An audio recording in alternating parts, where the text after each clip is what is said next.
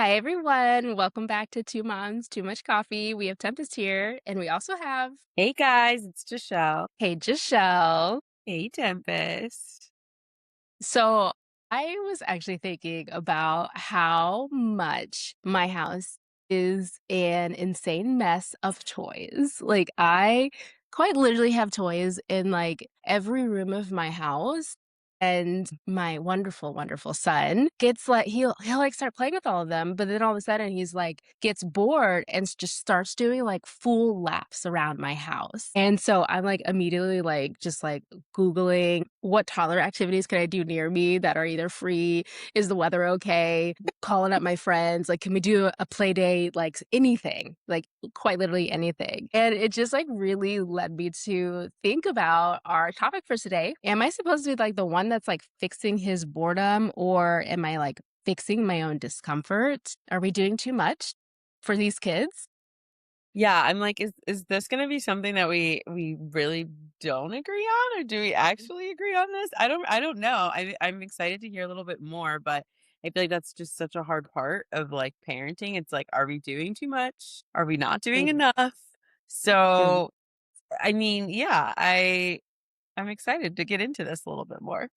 Yeah, yeah. One of the things that I'm very interested in to get your perspective on, I have done, which I actually did on my YouTube. I did like a whole, it was like my first YouTube, like almost over a year ago. I was pregnant when I did it, I think. And it was about redshirting boys. And if you don't know what redshirting is, it just basically means like holding them back a year. So they start kindergarten at 6 instead of 5, because all the research that I had read and all the books I'd read about it basically said like boys' immaturity levels are just they're a little bit more immature than girls, and they end up doing a lot better in school if you hold them back. They'll do a lot better in sports, which honestly kind of makes sense because they're bigger than, well, at 6 you're bigger than a 5-year-old, and then you go through the course of the schooling, and because they tend to get more praise because they're older, they're normally the oldest kid in the class, that actually helps them do better on tests and everything because they're feeling more confident because they're getting a lot more praise. And that's like one of those questions where it's like, I fully play it like I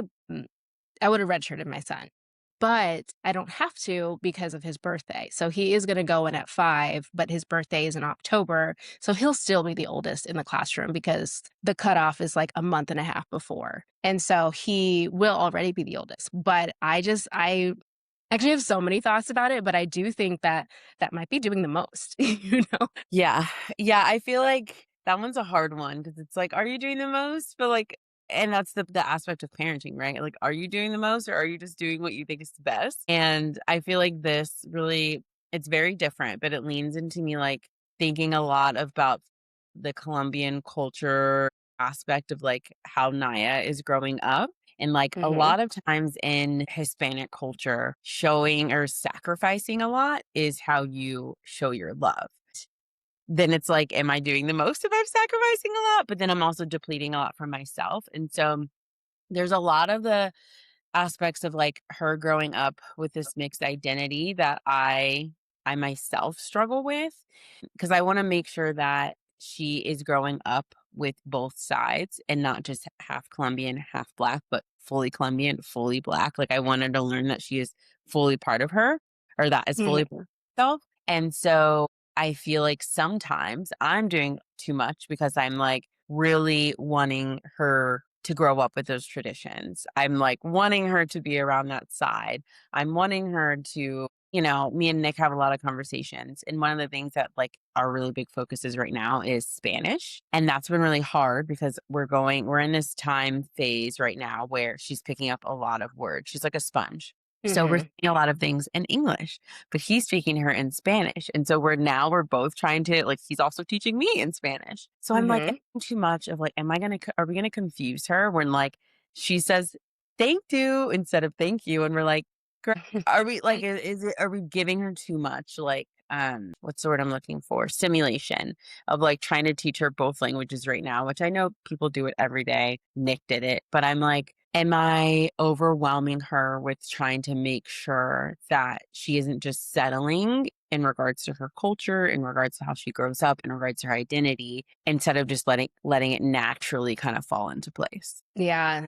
I actually so there's a lot of research out there on bilingual households, which I'm sure you're well Mhm, aware. And I know that there is like a little bit of like a language delay when there's mhm. two languages in there, but I think they catch up so quickly.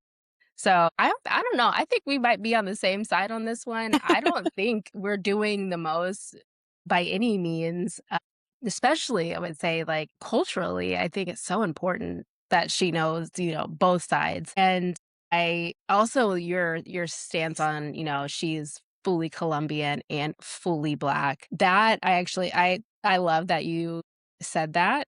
I feel I don't even know the right way of saying this, but about my kids, but I feel very strongly that Abel is not white. I think if my son went around saying that he is fully white is just factually incorrect. Like I just think you cannot have black in you and just walk into white spaces. Like and I don't want him to. I think that it would be problematic for him. Yeah. But I think that's very specific to a mixed black and white child or person. And so it's so hard for me when it comes to mixed race for them and just like their identity and how could we possibly, especially me, I'm obviously not mixed. And so like understanding that for them or trying to make sure that they feel good about it is going to be very difficult. So that is something that I think I'll need to educate myself a little more before we end up having those conversations, especially because like the black culture part of us, like the music listening and the food and they always say like the culture comes from the mom, and so I do my best to make sure like we have all the culture the black culture that I can to make sure they're well moisturized and they know they're not afraid of lotion. And I'm not joking, like my partner, a white man, thinks that lotion is slimy. That's the words he uses. And I'm like, I don't understand. Like it feels like fantastic to me. Yeah. Like, and it's just because like that was what we do forever. Mhm. And so it certainly is one of those things that's like he's a black boy. It's funny you say that because my mom, which is very off topic, but my mom buys Nick every Christmas, Bath and Body Works, every Christmas, never fails. Always buys him body wash and lotion. We have Mhm. like bottles of lotion still because he doesn't use lotion and he's literally like just stacking up because again, he it feels slimy. And I'm like, boy, if you don't moisturize, does not, because that's just not what he grew up with. But yeah, I agree. And I kind of also want to go back to like kind of like listening to you, the redshirting aspect and growing up or having a black boy. Do you Mhm. also feel like that like connects together because you're wanting him to be mature and in that phase when he's going into kindergarten? And also I feel like black moms or black families, I feel like we sometimes do a little much because we do feel like they have to try twice as hard or be twice as good. And so we do all of these things to make sure that when they do go out into the world, they are twice as good because they have to be. Mhm. And I kind of wonder if that is all intertwined and your decision on that in general of preparing him, but already doing so for such a young age because we kind of have to. Yeah, I think that this could be an entire podcast episode because I most certainly I think about it often with how much I am in close proximity to a lot of white women, to a lot of non-black people, and I get to hear their thoughts a lot about their children and how they're raising their children. And it's so eye-opening to me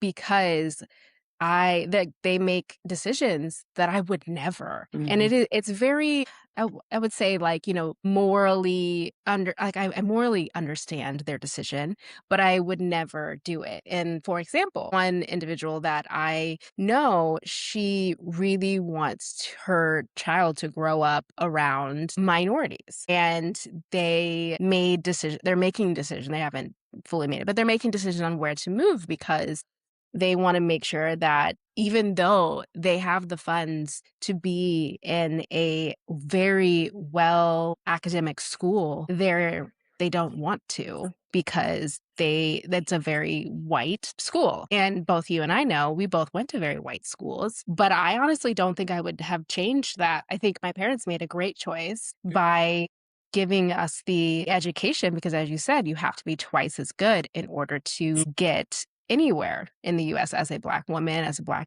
boy, a Black man. And so it's so that I'm just blown away when I hear things like that because and it was really nice. We actually had a conversation where her partner was like, "You are you're trying to be a white savior right now," which Mm. I thought was like, well, damn, that's your partner. Maybe you shouldn't say that about her. But she was willing to listen. She was like, "Well, that's what he's saying." And I said, "Honestly, it sounds kind of white savior of you to be like, I want to be with people that don't make as much money as I do so my kid can be around different colors." And while ideally, it would be so great if like the government set it up so everybody could have equal education everywhere and you could be around all of these different races. But it's not a choice that I would make. And it isn't a choice I made. I moved to a very white neighborhood for my kids to go to school in because it is one of the best in the city. And he chose that. And I know that. And I will prep my kids for that. And so yeah. So putting him in as a redshirting him would be a choice. And it would be an additional choice I would make because of his skin color and how everybody else would perceive him. So, yes. If Yeah. that was a yes or no question, I don't remember.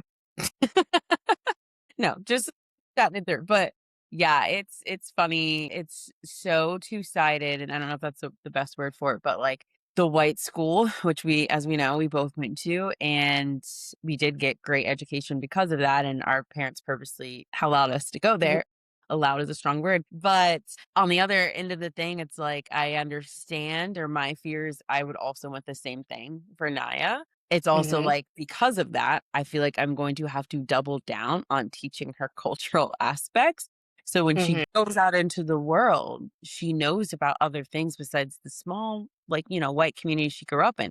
Because when I went to Florida, coming from Beaver Creek, Ohio, I was like, whoa, like I Yeah. was in a whole different world of different cultures and different people and different things. And people, were like, where are you from? Like, you've never Mhm. experienced anything like that, and I don't want her to be dropped in somewhere where she has no idea because she was in this, like, bubble, but I want her to go to one of the to a better school, which unfortunately is typically not in those neighborhoods, which is a whole 'nother conversation we could have on another day, but it's definitely, like, I feel like comes full circle of are we doing too much in the sense of, like, I feel like I always am thinking about too much because I feel like I have to, Mhm. raising a mixed child. Yep, absolutely. I Yeah. 100% agree. It's unfortunate, but I'm gonna vote that we are not doing too much on that those topics.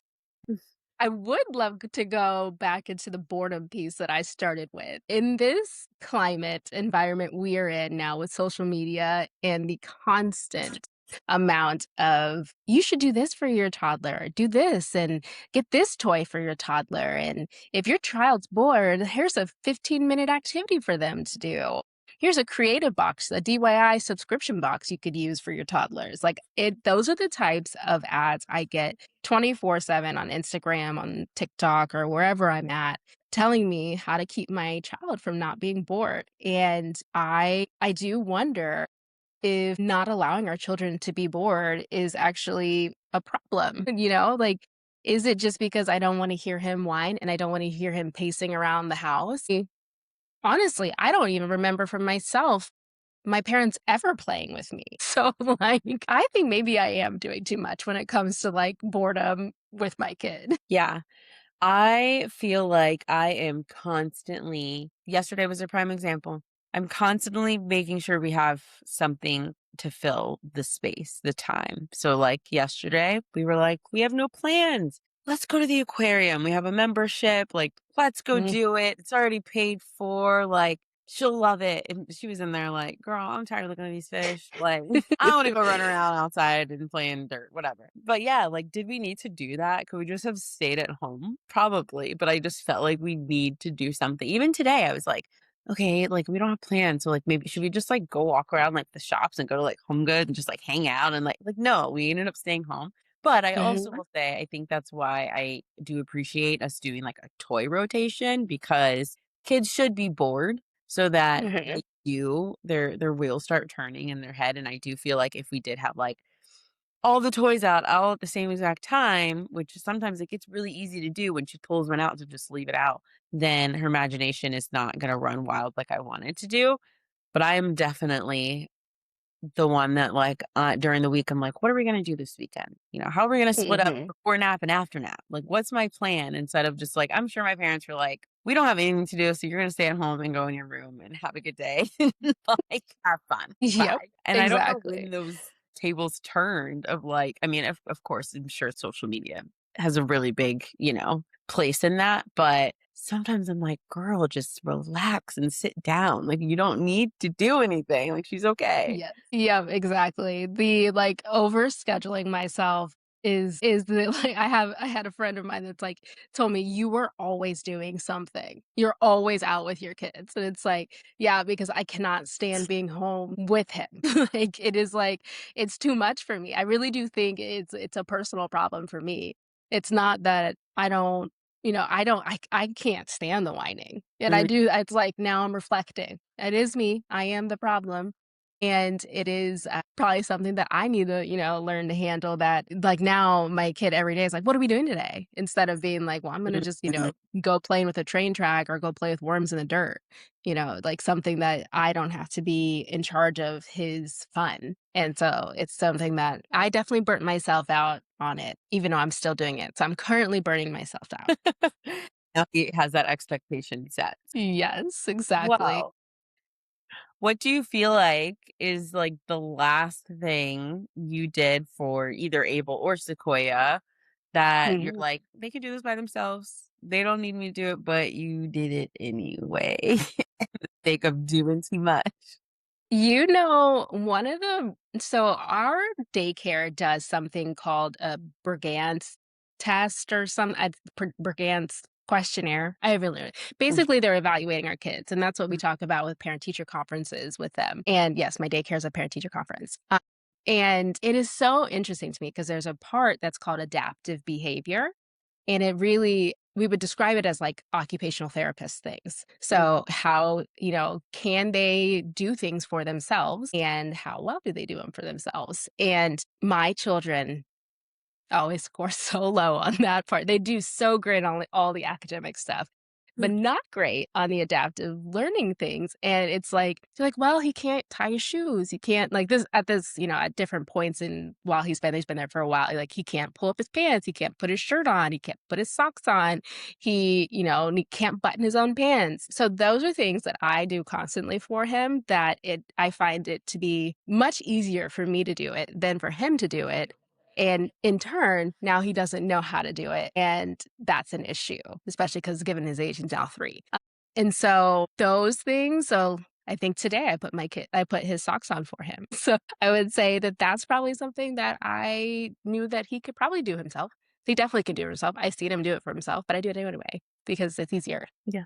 It's always because it's easier. I yell at myself internally at my OT brain for a lot of the things that I do for Naya that I know that I shouldn't. Naya's like and it leads into kind of the same thing, Tempest. Naya will literally be eating. It's a Mhm. mess.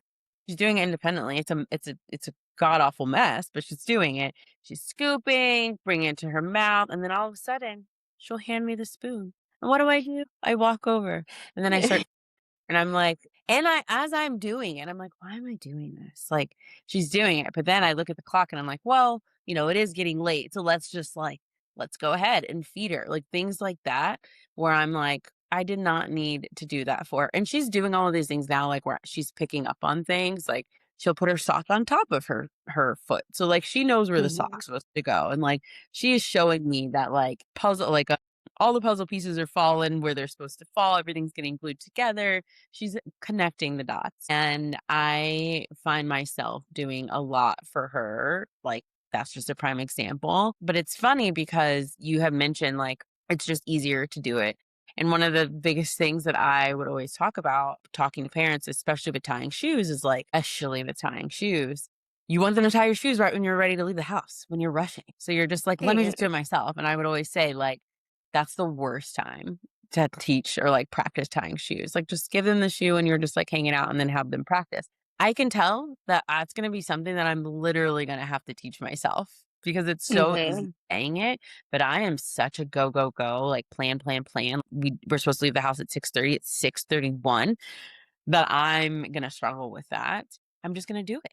I know of myself. Yeah. And so that I think it's gonna be all like ADL, all self-care type of things that I'm probably gonna struggle with continuously trying to do for her because of my type A ness. Mhm. Yeah. Yeah. Yeah, for sure. So when Naya is struggling with things, how long do you actually let her sit with it before, like, you're actually jumping in? It's a hit or miss times. It honestly just kind of depends on how she is that day. And, like, for example, if we're doing a puzzle and she's really like struggling with it, sometimes she's like very patient and she'll like keep trying and I just like let her do it and I just let her keep trying. But then there's times where I can tell she's getting really frustrated and she's like getting mad and then I'm like, it's okay. And then I'll like put the puzzle in a good position for her to do it herself, and I'm like sometimes I tell myself, like, "She would've been fine." Like, what would have happened if she had that little meltdown? We would've recouped, we would've been fine, but I think it was more, like, reflecting for myself. I did not feel like dealing with that meltdown in that time, so then I Mhm. will sometimes do it. So it's kinda dependent, I kinda just, like, watch her, but there definitely are times that I will chime in probably before necessary because, girl, sometimes if I'm not even in the playpen, I'm in the kitchen doing something, I watch her struggle and keep trying. Mhm. I'm right next to her. She's like, "Oh, well, like I can't do it." And then I'm like, "Oh, I got you, honey." And that's something that I'm very aware of that I have to do better because again, I used to tell parents like, don't dive right in. Let them try to figure it out. It's Mhm. I practice what I'm preaching, but it is definitely easier said than done. Yes, yeah, so with my youngest, I feel like I also step in, I let her struggle, but I step in, but I've also unfortunately, I have a very, assertive she has a very assertive older brother. So if she's Mhm. struggling, he helps immediately. And so it's always or she's like, "I know someone's about to help me." And, like, it's very cute and very little sister of her to be like, damsel in distress. But it definitely can tell how many more chances that my oldest had gotten because he was an only child. So it's very interesting to see that aspect Mhm. too. Thinking about this, like, honestly, after this discussion, what do you think? Do you think that we're actually doing this all for our kids, or is it to relieve some of our pressure as moms? Like, what do you think? I think it's a little bit of both, or Mm, maybe being gentle on myself. I think it's a little bit of both. The reason I say that is because there are things that I'm definitely doing just for ease from my day to day. I don't want you to have this meltdown, so I am going to help you. Things like that. But I also feel like when it comes to certain things in regards to her mixed kid identity, that's for her, but also for me in the sense of like, I want to make sure I can see her comfortable in her skin and comfortable with her intelligence and comfortable to speak out and not like in this little shell because she's just a little mixed girl in her class.